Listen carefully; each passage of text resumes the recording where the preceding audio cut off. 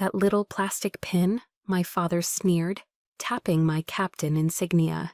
You really think that makes you someone? My mother didn't even look up. She just whispered, Chloe's new Tesla costs more than your whole career.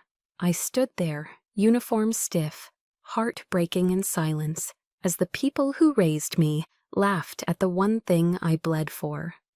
I swore this time I wouldn't stay silent. My name is Petra Nance. I'm 27 years old, a newly promoted captain in the United States Army Logistics Branch. And today I stood in full dress uniform at Fort Sam Houston's historic quadrangle, ready to receive the insignia that marked my years of sacrifice, service, and sleepless deployments. The morning sun filtered through the live oaks, casting shadows across the parade ground. The deer that always wandered the quadrangle grazed quietly near the stone wall. They didn't care about ceremonies or silver bars. But I did. I had earned this moment. The air was thick with ceremony, clean lines of green uniforms, crisp commands, and the quiet shuffle of boots on the old stone.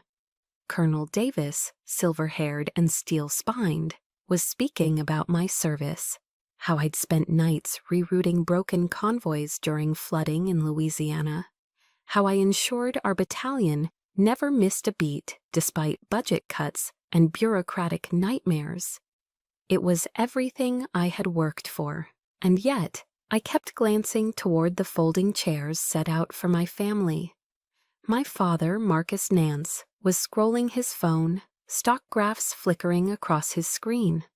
My mother, Eleanor, dabbed at her lipstick using a compact mirror that caught the sun.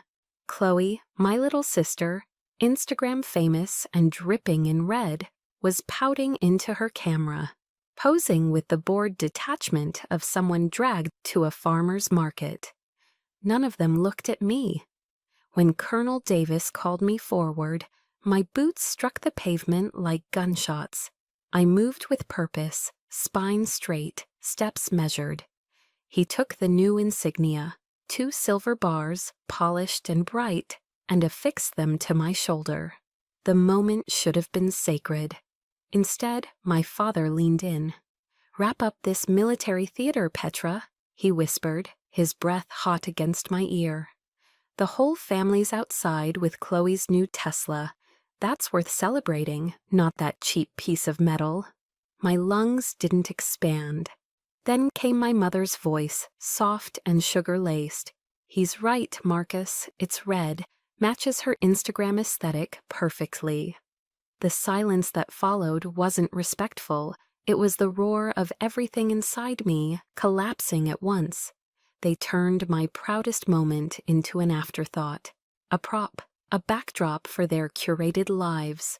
I didn't speak. I'd been trained to withstand worse, to square my shoulders, swallow pain, and march forward. That's exactly what I did.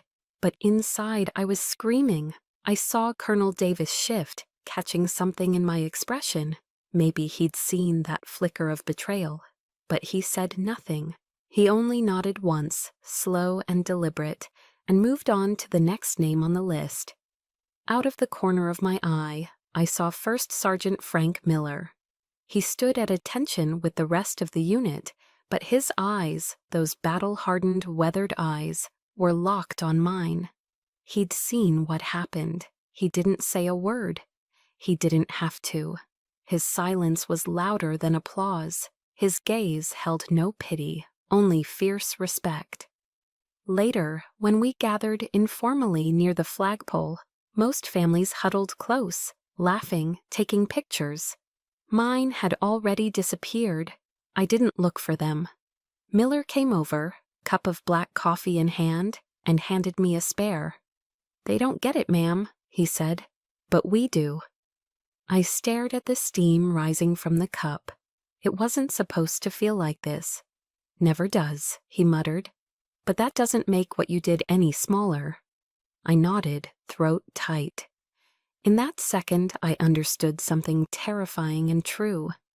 The approval I'd yearned for from my family would never come. but from my soldiers, from the men and women who knew what it meant to carry weight others never see. That respect was real, and maybe, just maybe, that was enough. I walked alone back to my on-base apartment that evening, still in uniform. I didn't take the bars off. I let them sit there, cold, gleaming, real. Passing civilians nodded. Some thanked me for my service. Small gestures that pierced deeper than they knew. Inside, I hung my jacket with precision, sat on the edge of my neatly made bed, looked at the photo of me and my class at officer candidate school, and I thought about what it cost me. Sleep, comfort, connection, family. I thought about the girl in that photo, still hoping that one day her parents would be proud enough to show up and just be present. I'm not her anymore. I walked to my small kitchen, still in boots, and opened the fridge. Just leftover grilled chicken and a bottle of Gatorade. I took a bite, barely tasting anything, then stood there in the glow of the open door, thinking. They hadn't forgotten the ceremony. They just didn't care. That realization cut deeper than anything they'd said. I rinsed my plate, wiped the sink, and stood for a moment, staring at the wall. There, tacked above my desk, was the commendation letter I received after a 72-hour supply run during Hurricane Harvey. No one at home ever asked about it. But Miller did. So did my team. They read it like it mattered. That's what family was supposed to do. See you, hear you. Not just tolerate your achievements, but feel pride in them. As I saluted that afternoon, the silver bar on my shoulder caught the sun. A symbol, they had called it. My father called it cheap, but to me it was earned. Burned into long nights and hard decisions. It was mine, and no amount of silence, lipstick, or luxury cars could take that from me. I stared at the silver bar on my shoulder, still catching light even hours after the ceremony. That cheap piece of metal, as my father called it, kept shimmering like it was trying to remind me of something. And it did. It reminded me that this wasn't the first time my value had been dismissed by the people who were supposed to see me first. We had dinner that night on the San Antonio River Walk. Not to celebrate my promotion, but because Chloe wanted photos in front of the boats and lights. Dad insisted on the steakhouse with outdoor seating and white linen tablecloths. When we arrived, he placed Chloe's Tesla key right in the center of the table like a trophy. The waiter hadn't even brought bread yet, and Chloe was already filming her water glass in slow motion for a story. I tried to speak, tried to share something real. I'll be doing survival training out at Fort Bliss next month, I said, easing into conversation. 3 weeks in full gear, no contact, it's the hardest phase. Mom didn't look up. She just let out this soft, dismissive laugh. Oh, Petra, sweetheart, can we not talk about mud and gear during dinner? Let's not ruin our appetites. She turned to Chloe, suddenly excited. So, Napa Valley this weekend. Do you think you'll wear the white romper or the green silk? The light out there is gorgeous. I swallowed my words and cut my steak. Medium rare, no flavor. Chloe snapped another photo. No one asked me anything else. Later that night, walking back to my apartment, I kept hearing that laugh of hers. It wasn't new. It had been echoing in my head for years. I was 17 when I made it to the finals of the National Speech and Debate Championship in D.C. One of the judges shook my hand afterward and told me I had a voice like command. I believed him. I called home that night, voice trembling with pride, and told Dad I'd placed in the top 3 nationally. He said the flights were too expensive to come. I understood. Until a week later, when they flew to Aspen, first class, for Chloe's ski trip. That memory clung to me like frost. I remembered the summer I turned 18, when I saved every tip I earned at the cafe near our high school. I scrubbed syrup off tables, refilled coffee for truckers, and walked home in the Texas heat just to scrape together enough to buy a used Ford Ranger.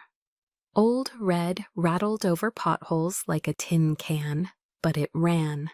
When I brought it home, Dad stood in the driveway, arms folded, sunglasses reflecting my dusty pride. "Marcus Nance's daughter doesn't drive trash," he said. Then he told me to park it on the curb. 2 months later, Chloe turned 18. She cried because she cracked the fender on her Mini. Dad surprised her with a brand new white BMW convertible. I watched from the porch. She squealed, hugged him, posed for pictures. No one remembered my truck. But what cut deeper than all that was the promise. The one he made when I shipped off to basic. "Make it to captain," he said, "and I'll buy you any car you want. You deserve to ride like an officer." At the time, I clung to those words like a lifeline, but they vanished. Now Chloe had the car, bright red, leather seats. The one he said was too flashy for me. He never mentioned the promise again. They didn't forget. They chose not to remember. Sometimes I wonder, have any of you ever been praised in public, only to be privately diminished, or had a moment of pride stolen by silence? If so, you're not alone. That kind of pain sits heavy, like a medal no one pins on you, but you wear anyway. That night, I didn't cry. I just sat on my bed, still in uniform, watching the clock. I thought of all the other people who had someone waiting with flowers, with tears, with pride in their eyes. I thought about what it would feel like to be seen, not just looked at, but truly seen. And then I reminded myself, I'm not the girl waiting for their approval anymore.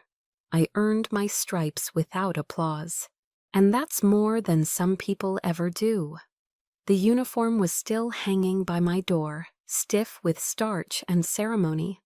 I walked over, fingers brushing the shoulder bars, remembering how it felt to stand so still while the world around me moved past, like I was invisible. I poured myself a glass of water, no ice, and stared at the blank TV screen, not turning it on. There was no noise I wanted to drown in tonight. Instead, I opened the bottom drawer of my desk. Inside was a stack of old letters, training evaluations, and one printed photo from Fort Leonard Wood. Me standing knee-deep in a muddy trench, grin wide, face caked in sweat and dirt. That day, no one had cheered for me either. But I'd gotten the supply route cleared. We'd made quota. I was proud. I pressed the photo to the desk for a moment and whispered, they never had to understand. They just had to care. But they didn't. And I think that hurt most of all. The next morning, I made eggs, pulled on my running shoes, and stepped out just as the sky turned gray-blue. They may never clap for me, but I will keep showing up anyway. Because real honor doesn't need an audience. I turned the key in the lock and pushed open the door to my apartment just off base. The room was dark, still. The kind of quiet that presses on your ears. I didn't bother turning on the lights. I knew where everything was. My boots clicked against the laminate floor as I stepped inside. The air smelled faintly of lemon cleaner and starch. My space was spotless, almost clinical. A single couch, one bookshelf. The dinner table doubled as a workspace. The walls were bare, except for a small corkboard above my desk, pinned with training schedules and checklists. In the fridge, 6 containers of prepped meals. Chicken breast, steamed broccoli, brown rice. I pulled one out and placed it in the microwave. No sauces, no seasoning, just fuel. The hum of the appliance was the only sound in the room. I sat down at the counter and ate in silence. Fork, chew, swallow, repeat. I didn't need luxury. I needed discipline. but discipline didn't warm a room. I thought about the steakhouse from the night before. White tablecloths, ambient music, overpriced cocktails. My family's laughter echoing like a show I was never cast in. I had worn my uniform. Chloe had worn designer heels. Guess who got complimented more? My phone buzzed. First Sergeant Miller, the caller ID read. I hesitated, then answered. Captain Nance. His voice was rough but steady. Ma'am, sorry to call late. He paused. I just wanted to say, don't let them shake you. What you've done, what you do every day. They'll never get it, but we do. Every damn one of us. We see you, we're behind you. I didn't answer right away. My throat closed up. He added, we don't say it much, but the platoon talks, ma'am. You've earned their respect. That's not nothing. Thank you, Sergeant, I managed. My voice cracked on the last word. It was the only tear I let fall that day. Not out of sadness, but because for the first time in 24 hours, I felt seen, not applauded, not celebrated, just understood. After the call, I opened my laptop. A spreadsheet filled the screen. Columns of serial numbers, shipment dates, coordination contacts for the upcoming National Training Center rotation in the Mojave. Fuel logistics, convoy timing, crew shift alignment. All of it rode on my planning. It wasn't flashy. It wasn't something you could post on Instagram, but it mattered. I remembered one weekend when I tried explaining it to my father. He had leaned back in his leather office chair, arms folded, barely looking up from his monitor. So you schedule trucks? I'd explained again. How it wasn't just vehicles. It was managing supply chains in combat simulations, preparing units to deploy under fire. He'd waved a hand. Sweetheart, the logistics team at my company does the same thing, except they don't need boots or barbed wire. You could be doing that here and making 6 figures. To him, it was simple.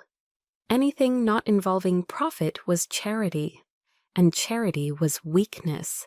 I closed the spreadsheet and leaned back in my chair. My eyes drifted to the orders posted above my desk. PCS in 60 days. New assignment pending. Which meant another packing cycle, another goodbye, another base. I was used to it. Permanent change of station, permanent disruption. I'd done it alone every time. Booked my own movers, handled my own housing, negotiated leave time. My parents never asked how it worked. They just assumed I snapped, and the Army made it happen. On the floor near my closet sat a single duffel bag, already half-packed. Uniforms rolled tight, socks folded by color. I had a system. People think resilience is this loud, defiant thing. But sometimes it's a quiet pattern, a checklist, a clean apartment, a plain dinner. A silence you learn to live inside without falling apart. The next morning, I rose at 5:30. Routine, muscle memory. Brushed my teeth, tied my laces, ran 5 miles on streets still wet with dew. By the time the sun came up, I was already showered, dressed, and seated with a cup of black coffee. My inbox was filling with questions from junior officers about the Mojave rotation.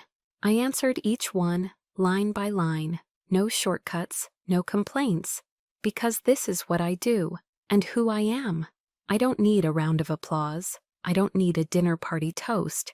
I just need a mission, and the space to do it without being diminished. And if that space doesn't come from the people who share my last name, then I'll build it myself.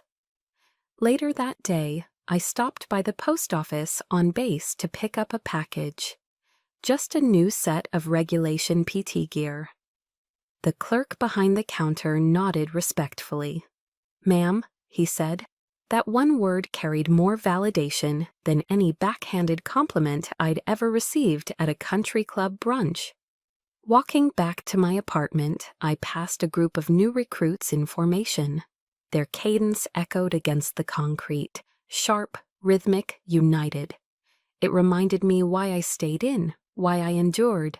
Not for the pay, not for the medals, but for the weight of responsibility that no one else volunteers for. This life wasn't glamorous, but it was mine. Every orderly drawer, every labeled folder, every silent salute, proof that I was still here, still standing. And when the next PCS came, I'd shoulder the load again, not because anyone asked me to, but because I never stopped believing the mission mattered, even if no one clapped when I walked in the room.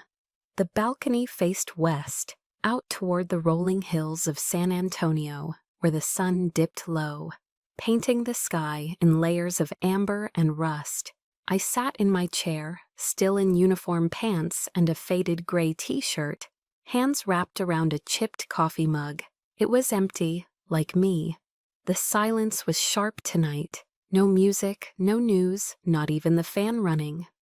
I didn't want to hear anything except the sound of a voice that might understand. I reached for my phone and scrolled through the contacts slowly, my thumb hesitating at one name, Iris, my grandmother. She lived out in Fredericksburg, in a little white house with blue shutters and a rose garden that always looked half wild and half magical. She didn't do Instagram, barely checked email, but she always answered the phone. I hit call, 2 rings. "Petra, sweetheart," she said, like she'd been waiting all evening. "I was just thinking about you." My throat tightened. "Hi, Grandma." She didn't ask about the promotion dinner. She didn't mention my parents or Chloe. Instead, she asked one question. "How does it feel to carry 2 bars on your shoulder now, honey? Does it feel heavier?" I blinked, then blinked again. That was the question. Not what did they give you, not did Chloe take pictures, but this. She saw it, understood it. Rank wasn't decoration, it was weight. "Yeah," I said, voice cracking. "It does." "Of course it does," she said, calm and sure, like a warm quilt. "Your granddad used to say that every stripe and star came with someone else's burden attached to it. More bars, more weight." I looked out at the dusk settling over the hilltops and felt my lungs finally let go of the breath they'd been holding all day. I told her everything about the steakhouse, about Chloe's car key sitting like a trophy in the middle of the table, about the laugh that cut through my story, about the silence that followed me back home like a shadow. And she just listened. No interruptions, no outrage, no defense. When I finally stopped, the line was quiet for a moment. Then she said, "Your granddad, the colonel, he once told me the difference between a soldier and a civilian. A soldier knows some things are more important than their own life. Your parents, they don't understand that, Petra. That's not on you." I pressed the heel of my hand to my eyes. "It still hurts. I know," she said gently. "But that's not weakness. That's proof your heart's still working." She paused, then added, "You didn't get your strength from nowhere. You come from a long line of stubborn patriots, honey. I've seen that steel in your spine since you were 9 years old and organizing your cousins into backyard drills." I smiled despite myself. "You remember that? You made them salute the mailbox." We both laughed. It felt like stepping into sunlight after too long in the cold. She shifted tone, soft but certain. "Listen, this weekend, why don't you drive out here? I'll make fried chicken, real crispy like you love, and my potato salad. We'll sit on the porch and drink sweet tea. And we won't talk about them. We'll talk about you." The offer wasn't flashy. It wasn't a trip to Napa Valley, but it landed somewhere deep inside me, in a place that had been aching for weeks. "I'd love that," I whispered. "Good," she said.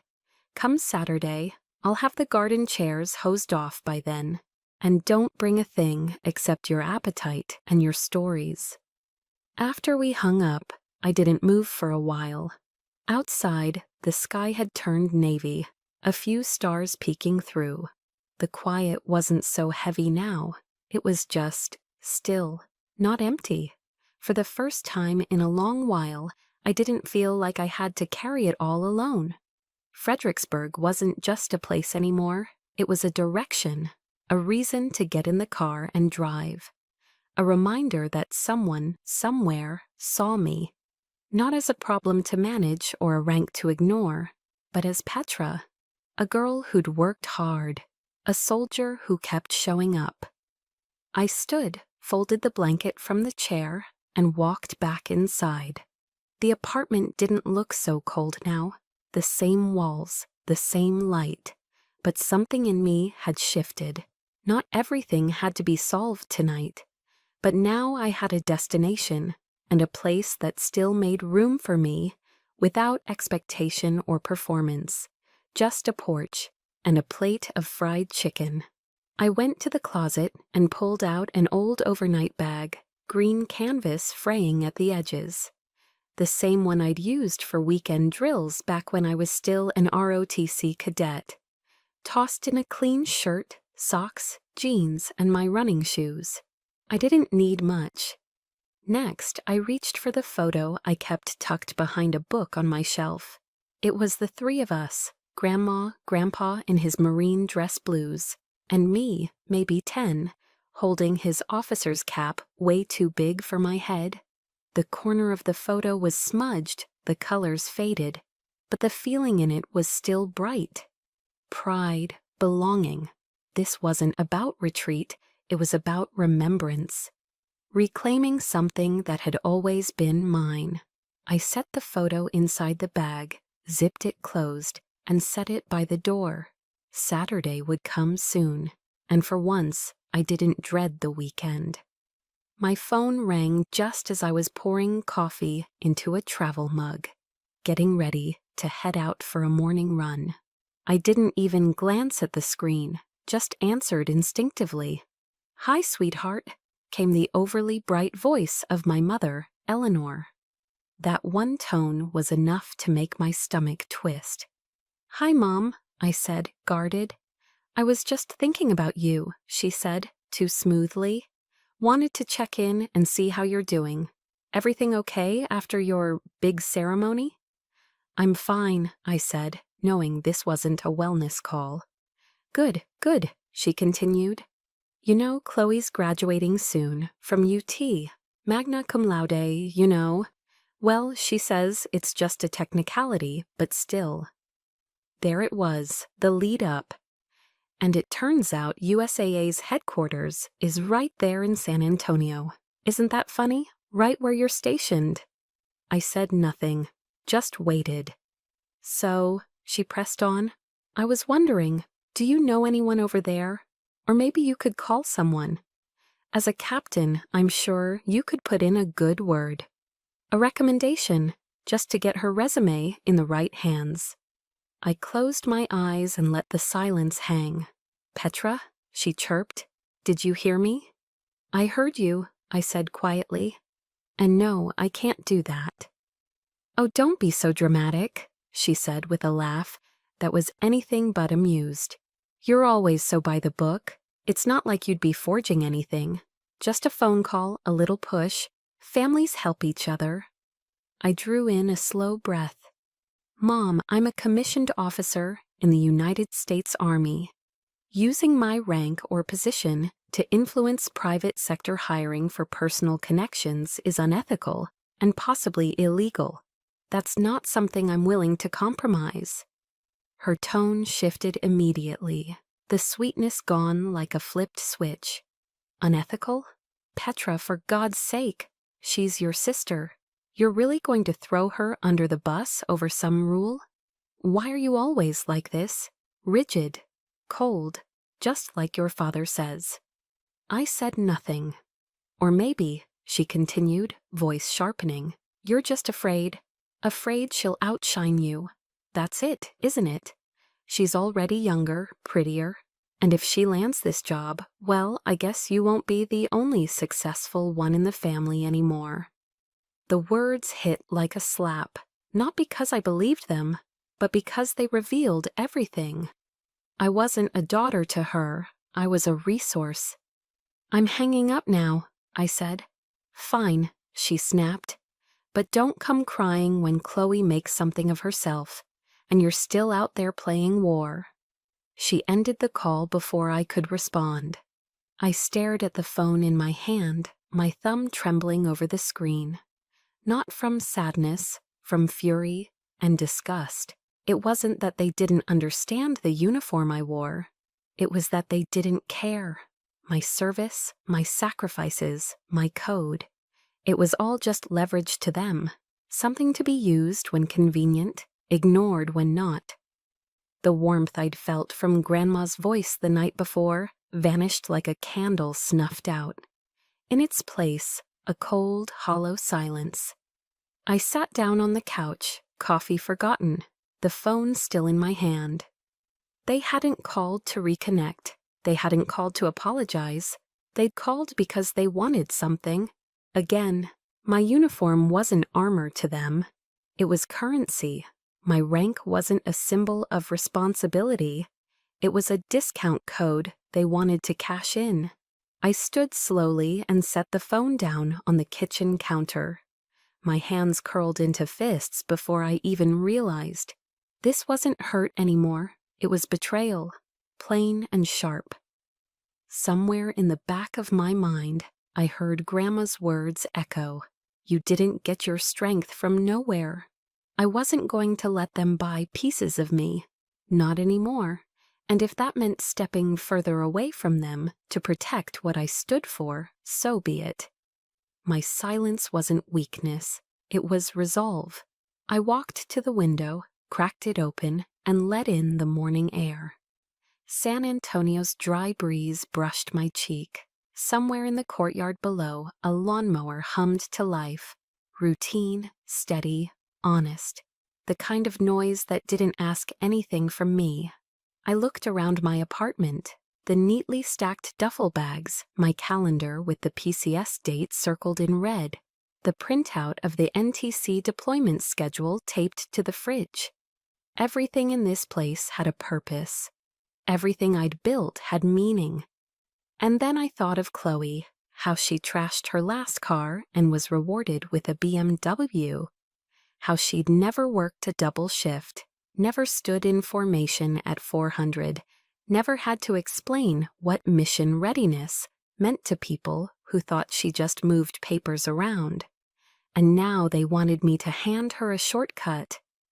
I sat down at my desk and opened the drawer where I kept the handwritten letter my commanding officer had given me after our last rotation. He'd praised my leadership, my decisiveness, my integrity under pressure. That letter meant more to me than 1,000 empty compliments from anyone else. I ran a finger over the ink. No, I wasn't going to betray that. Not for Chloe, not for anyone. The sand stung my cheeks as we crawled low across the training pit at Fort Sam Houston. The sun was merciless, and sweat clung to every inch of my uniform. My thighs burned, my elbows throbbed, and yet it wasn't the drills that would leave a scar that day. During a quick break, I checked my phone. One new email. Subject line: "Great news about the Highland Park house." I opened it, squinting past the glare of the Texas sun. It was from my father, Marcus, CC'd to Eleanor and Chloe. Just one paragraph, typed like a business memo.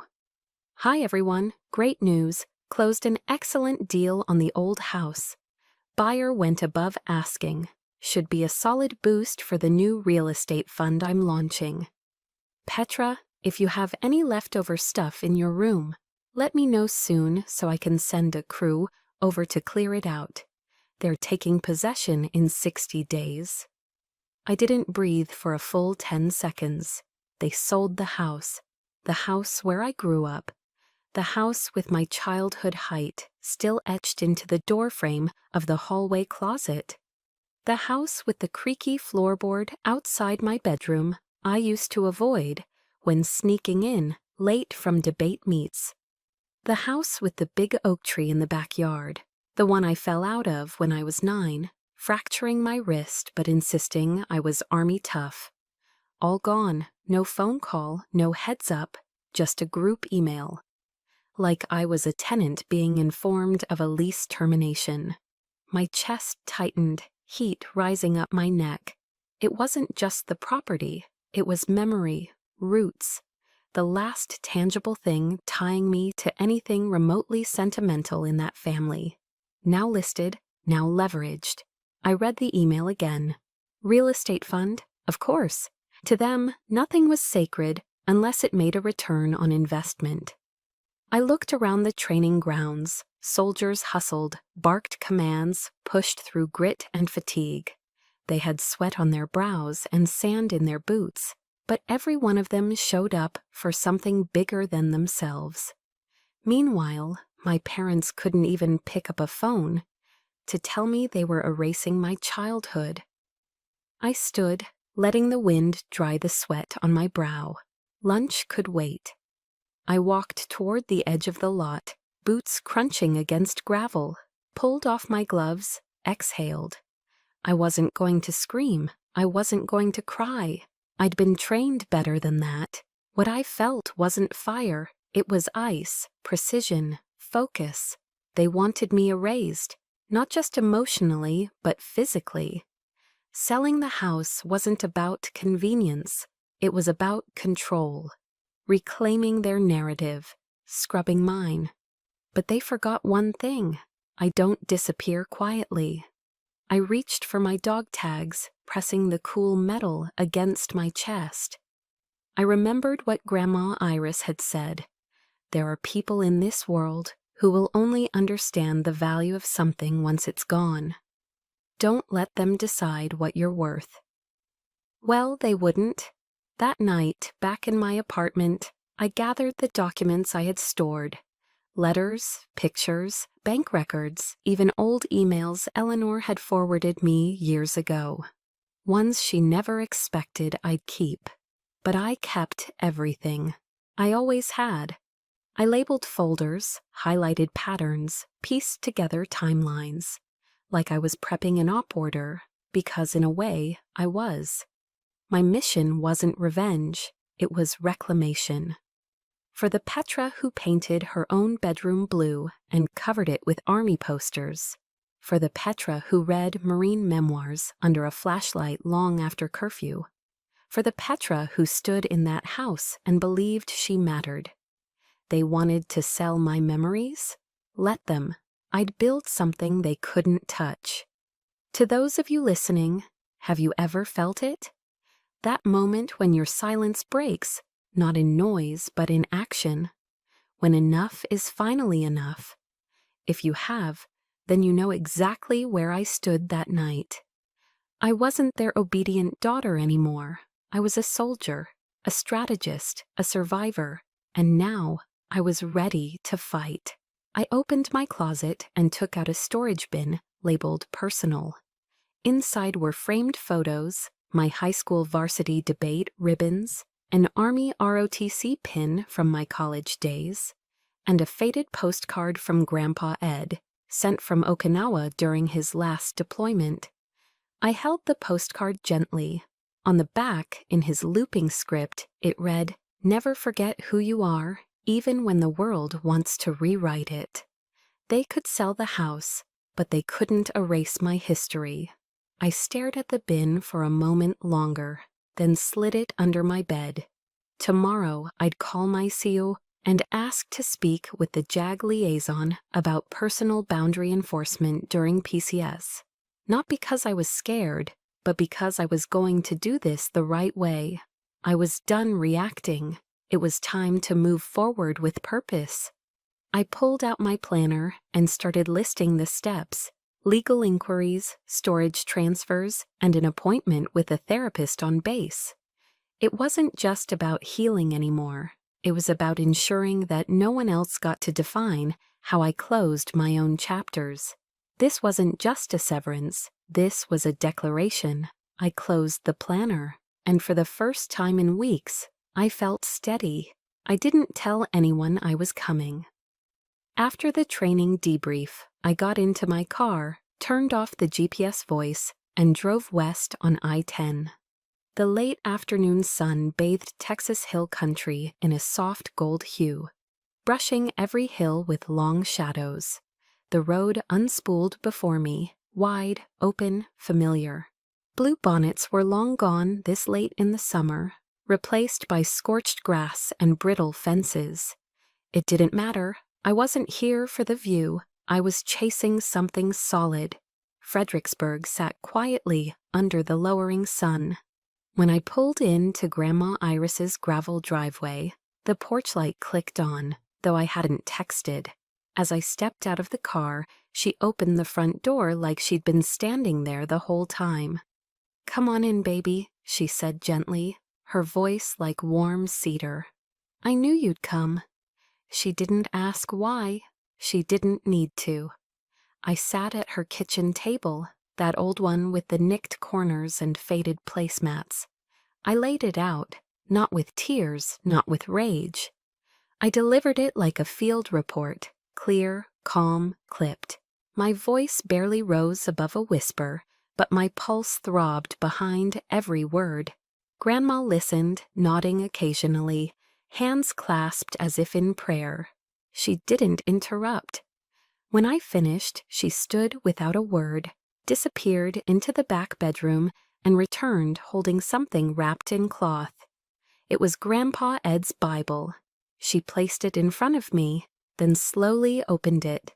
Not to the Gospels, not to Psalms, but to Proverbs. "Proverbs 31, she said quietly, verses 8 and 9. Her finger rested on the page. "Speak up for those who cannot speak for themselves, for the rights of all who are destitute. Speak up and judge fairly. Defend the rights of the poor and needy." She looked up at me, eyes steady. "Your grandfather believed a true officer doesn't just command, she protects, even when the person who needs defending is herself." I didn't respond right away. My throat was tight. "You don't have to shout, Petra," she said. "You don't have to break things to be heard. But you do have to speak, truthfully, calmly, with clarity, and you have to be ready for them to hate you for it." I nodded. That night, the kitchen table became a war room. We pulled out my manila folders, my email printouts, the notebook I'd kept during PCS prep. I showed her the group email about selling the house, the text from Chloe begging for just one contact at USAA, the photos of my beat-up Ford Ranger parked on the street while Chloe's BMW sat pretty in the driveway. Every memory, every receipt, every breadcrumb. "You've already built the case," Grandma said. "All that's left now is deciding what you want to do with it." I didn't want revenge. I wanted recognition, not from them, but from myself. I wanted to be able to look in the mirror and say I didn't let them define what I stood for. Around midnight, we paused for chamomile tea. Grandma's kitchen smelled like lemon and old wood. She handed me a cup and said, "Petra, baby, your strength was never about what you endured. It's about how you endured it." I let that sink in. Before bed, I texted a JAG officer I trusted and asked to set up a consultation. I wrote up a timeline in my notes app. Not emotional, just facts. I called it the Nance pattern. The next morning, we reviewed everything again. Grandma Iris, in her bathrobe, hair still in curlers, looked like any other sweet old lady baking pies. But she had the mind of a tactician. "You're not going to confront them," she said. "You're going to report the truth, with evidence, with dignity. Let them squirm in the quiet." I smiled for the first time in days. I realized then my grandmother wasn't just a comfort. She was my shield. She was my mirror. And somewhere between the coffee and the sunrise, I understood something deeper. I didn't need their apology. I needed my story. I walked out to the garden as the morning light broke over the picket fence. The rose bushes needed pruning. The mailbox leaned sideways. The air smelled of soil, dew, and something else, something solid, old, rooted. I wasn't a child here. I was Petra Nance, captain in the U.S. Army. But here, I also got to be human. Back inside, I opened my laptop and started a fresh document titled Legacy Not Permission. That would be my outline, not for war, but for truth. If they came at me, I'd already know what page to show. If they tried to twist the story, I'd have receipts. I wasn't going to ask for permission to exist anymore. My past wasn't theirs to own, and the legacy I'd carry forward wasn't for them to bless. It was mine to build. I closed the laptop, leaned back, and watched the sun climb higher over Fredericksburg. I was no longer waiting for their call. I had already answered my own. I arrived at exactly 6 p.m., pulling into the circular driveway of the Nance family estate in Dallas. The house looked the same as it always had, expensive, cold, immaculate. It was the kind of home where everything gleamed, but nothing truly lived. I parked my car and sat for a brief moment, staring at the front door. That door had seen years of me walking in and out, unnoticed, unheard. But today I was no longer that girl. I opened the car door, stood up, straightened my blazer, and marched up the steps like I was walking into a command briefing. Inside, the house was quiet. The faint scent of lemon wood polish lingered in the air. Eleanor sat at the dining table with a glass of wine in hand. Marcus stood by the window, arms crossed, checking his Rolex. Chloe was on her phone, taking selfies with perfect lighting. All three looked up when I entered, like I was interrupting an afternoon photo shoot. "Well, let's get this over with," Marcus said without looking at me. "I have a meeting at 7. I ignored the jab. I walked to the head of the table and placed a thin black leather folder on the polished mahogany surface. I didn't sit. I didn't smile. I opened the folder slowly and looked each of them in the eye. "I called this meeting," I began, "to address our family's operating procedures, what in the Army we'd call the rules of engagement." Eleanor raised an eyebrow. "What are you talking about?" "I'm talking about the way this family treats each other, or more precisely, the way you've treated me." Marcus sighed. "Oh God, Petra, this again." "No," I said sharply. "Not this again. This is the first time I've laid it out." I pulled the first sheet from the folder. It was a photo, me at 17, beaming, holding the first place trophy from the state science fair. I slid it across the table. "Item 1, recognition." "That old thing?" Chloe muttered.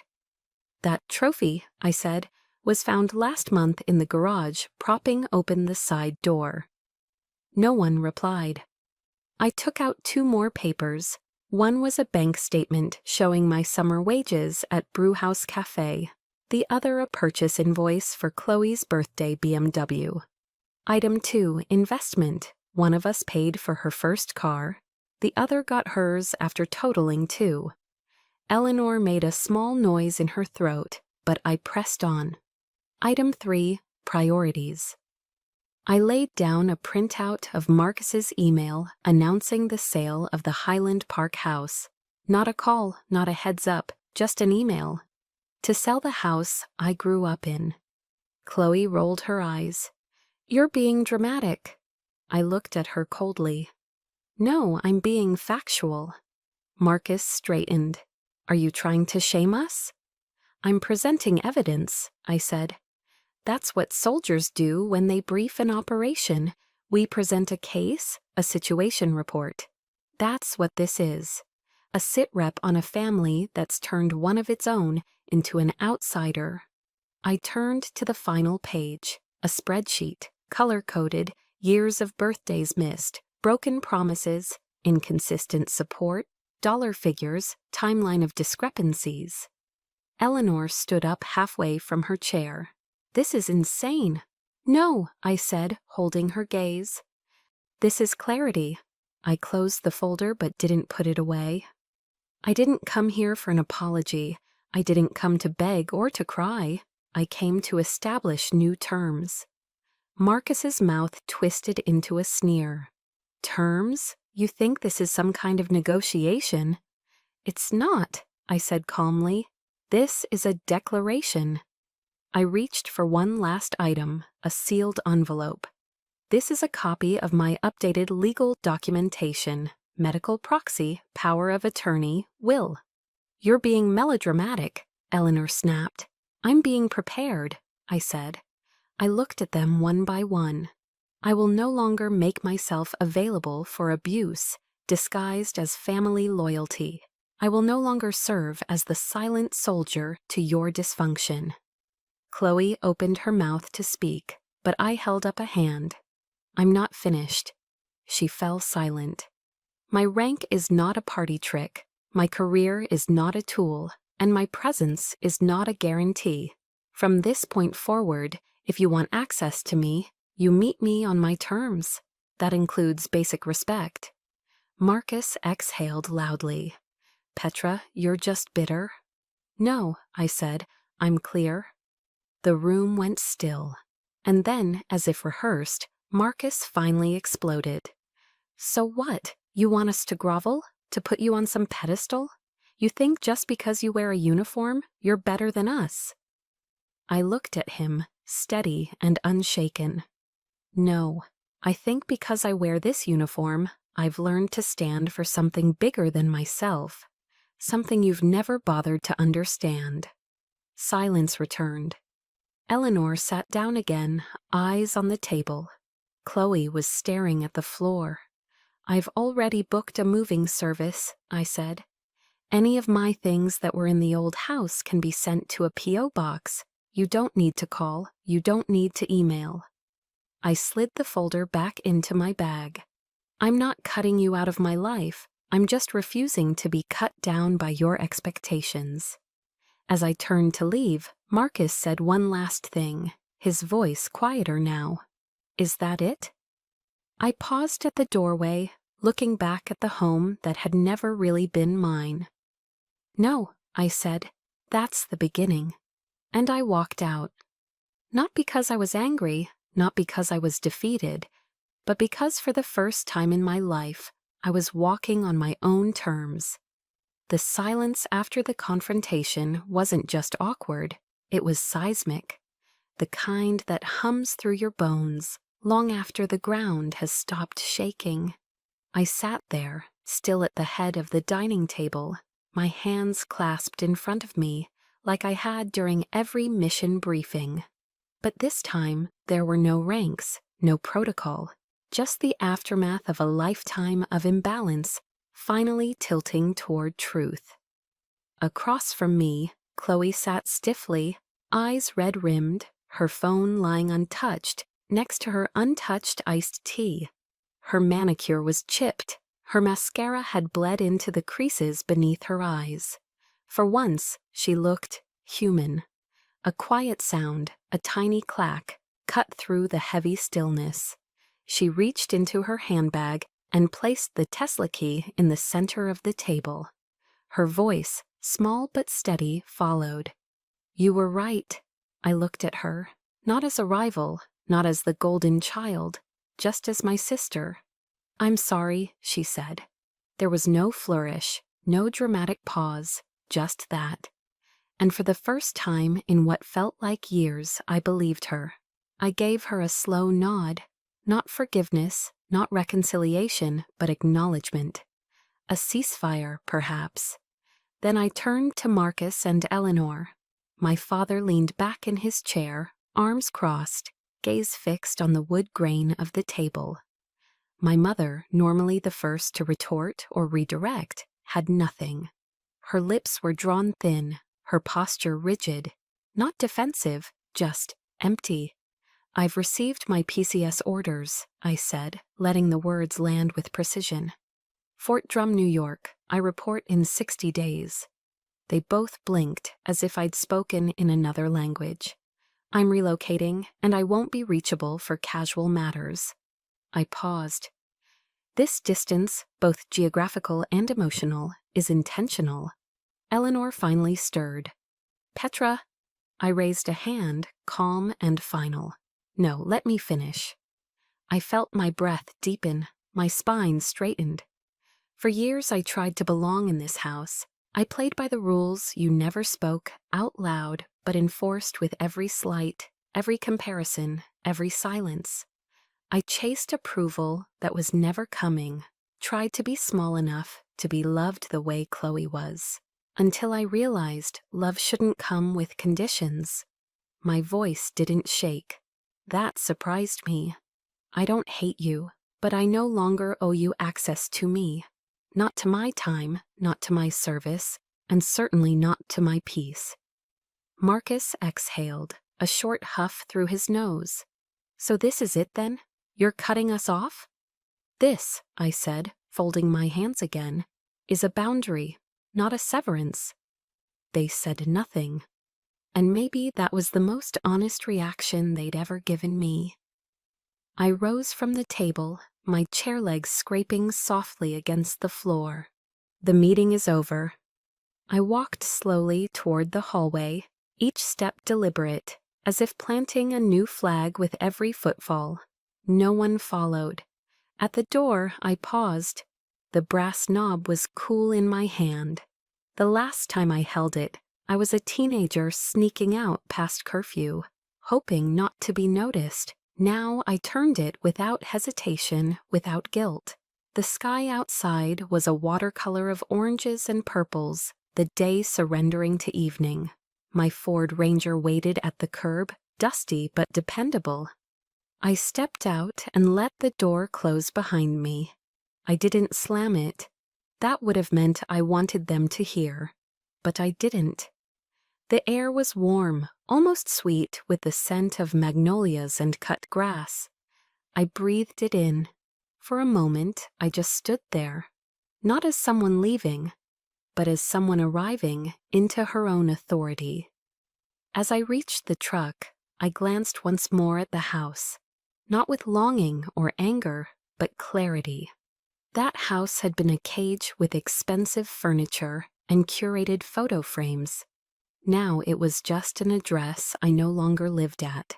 I slid into the driver's seat and started the engine. The low rumble under me felt like punctuation, a full stop at the end of a long, exhausting sentence. Pulling away from the curb, I didn't look in the rearview mirror. There was nothing behind me I needed to check on. Ahead was Fort Drum, snow, cold, new terrain. But also new faces, new command, new purpose.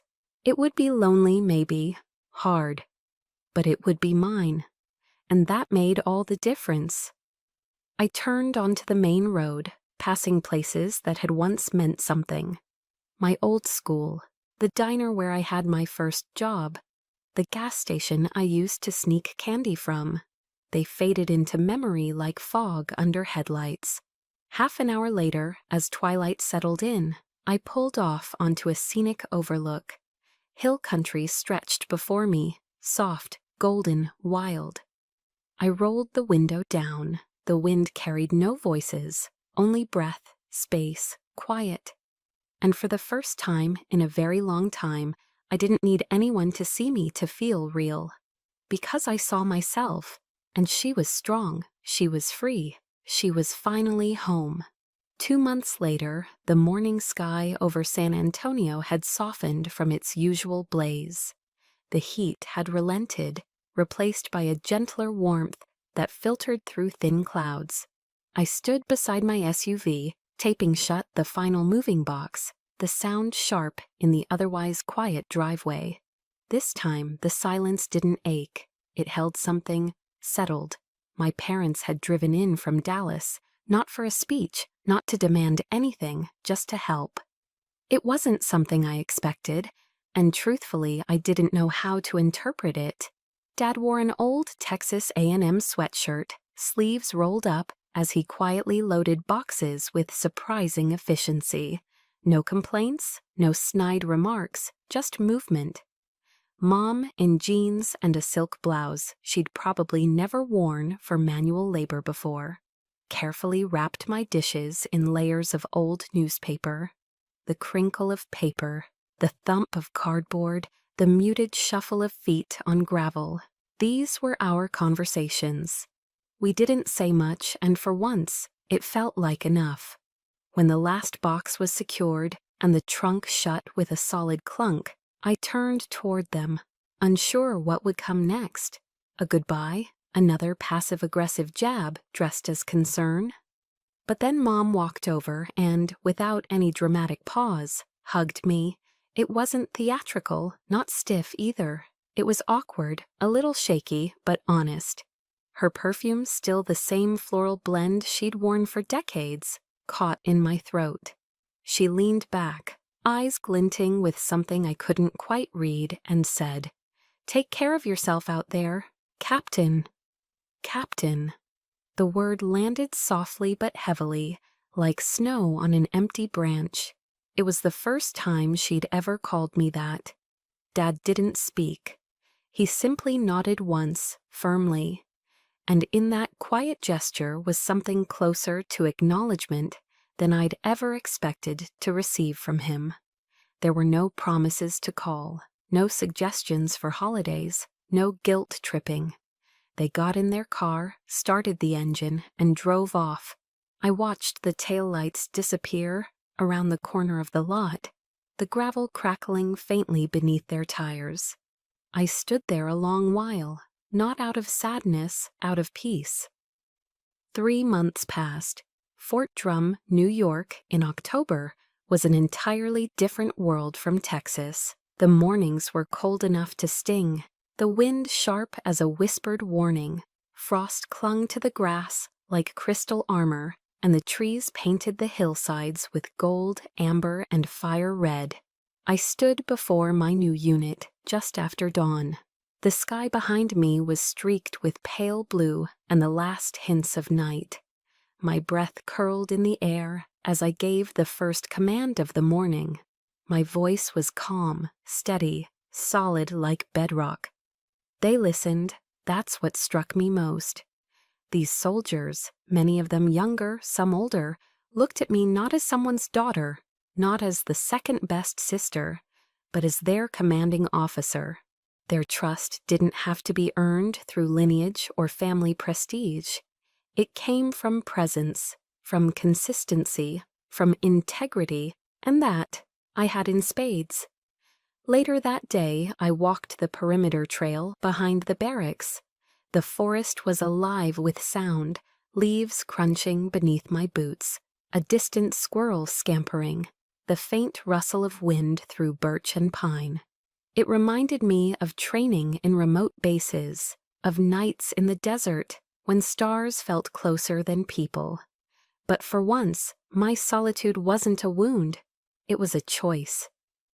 I passed a bench at the edge of the trail and sat, hands warm in my pockets, eyes on the horizon.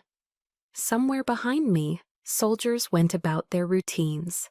Somewhere back in Texas, the house I grew up in now belonged to strangers, and the war that had raged within me for years had finally gone silent. I thought of Grandma Iris, her voice, that line from Proverbs she'd pointed out in that old leather Bible. Speak up for those who cannot speak for themselves.